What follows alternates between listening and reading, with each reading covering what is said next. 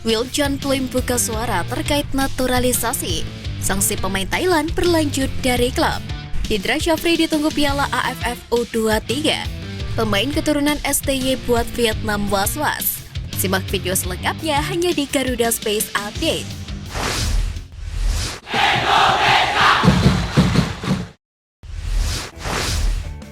Ketua Umum PSSI Erick Thohir memberikan sinyal kuat soal kepastian timnas Indonesia versus Argentina di FIFA Matchday.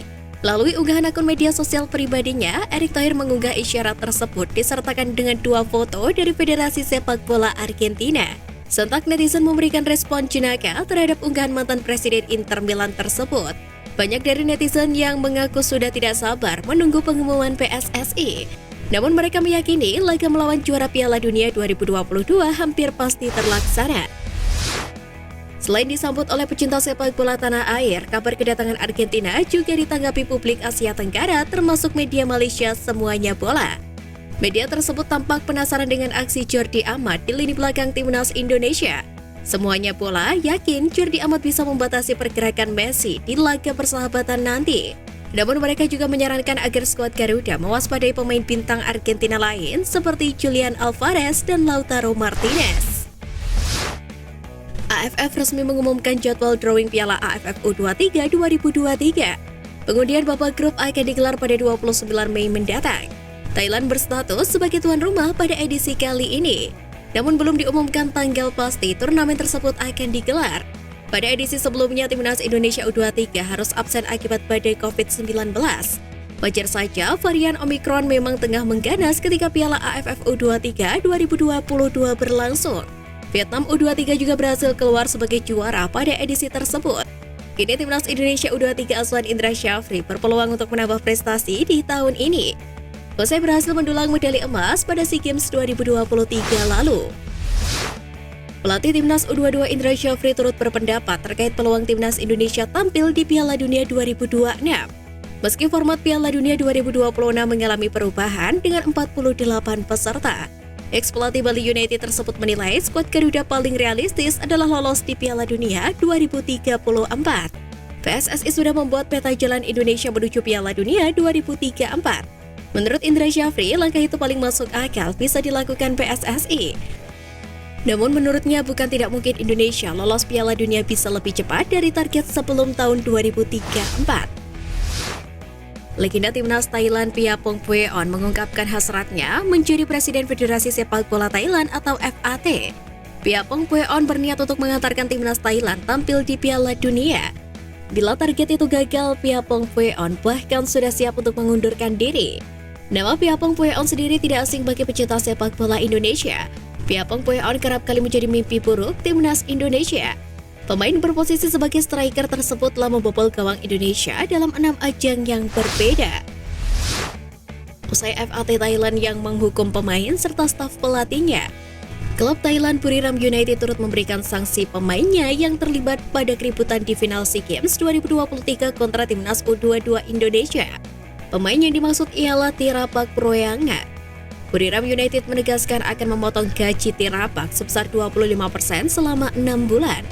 Buriram menyatakan kekerasan yang terjadi pada laga puncak sepak bola SEA Games 2023 merupakan pukulan keras bagi klub.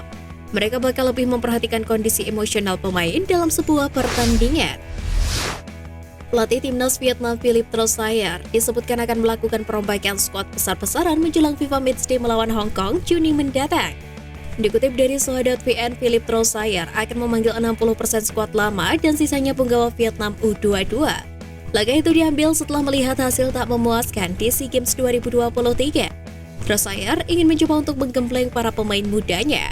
Menurut laporan yang sama, rencana ini tidak hanya digunakan untuk melawan Hong Kong dan akan bermuara pada Asian Games 2023, serta kualifikasi Piala Dunia 2026. Selain timnas Argentina, timnas Indonesia juga turut mendapatkan lawan berat lainnya, yakni timnas Rusia. Hal tersebut dikonfirmasi oleh Menteri Pemuda dan Olahraga Republik Indonesia, Dito Aritejo. Hal itu bermula ketika sosok berusia 32 tahun tersebut menyambut kedatangan Lyudmila Yevorobieva selaku Duta Besar Rusia untuk Indonesia di kantor Kemenpora.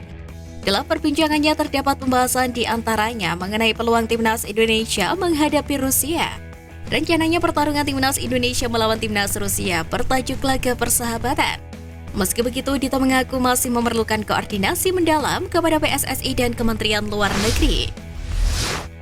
Kadisbud Porapar Kota Surabaya Wiwi Widiawati mengungkapkan bahwa Stadion Gelora Bung Tomo akan menyediakan 45.000 kursi penonton pada duel FIFA Matchday Timnas Indonesia versus Palestina pada 14 Juni mendatang.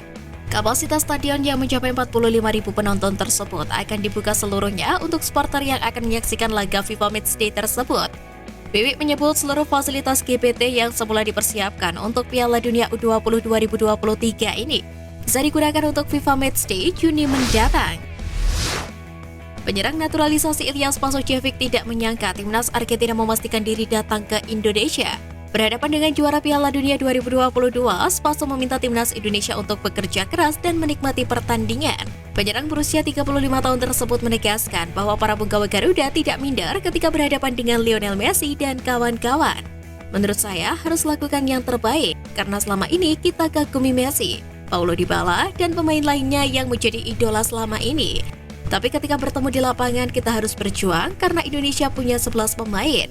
Mereka juga 11 pemain. Tentu harus lakukan yang terbaik, ucap Spaso. Gelandang PSM Makassar Wiljan Plom mengaku sempat memikirkan untuk menjadi WNI. Hal tersebut juga sudah dilakukan oleh rekannya saat di PSM yakni Mark Klok.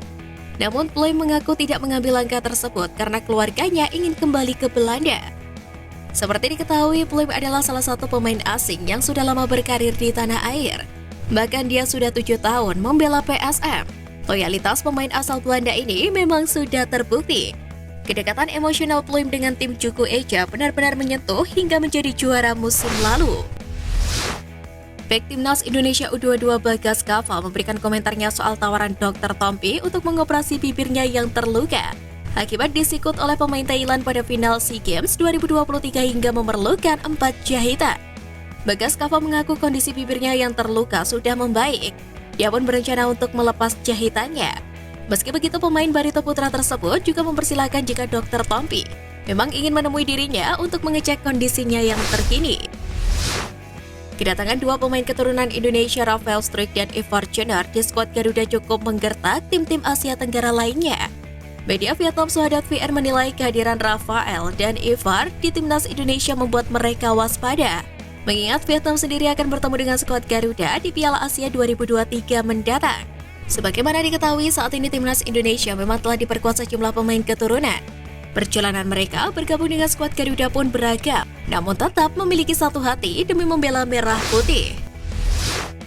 Sekian Flash News kali ini Sobat Garuda, mari terus dukung perjuangan timnas Indonesia.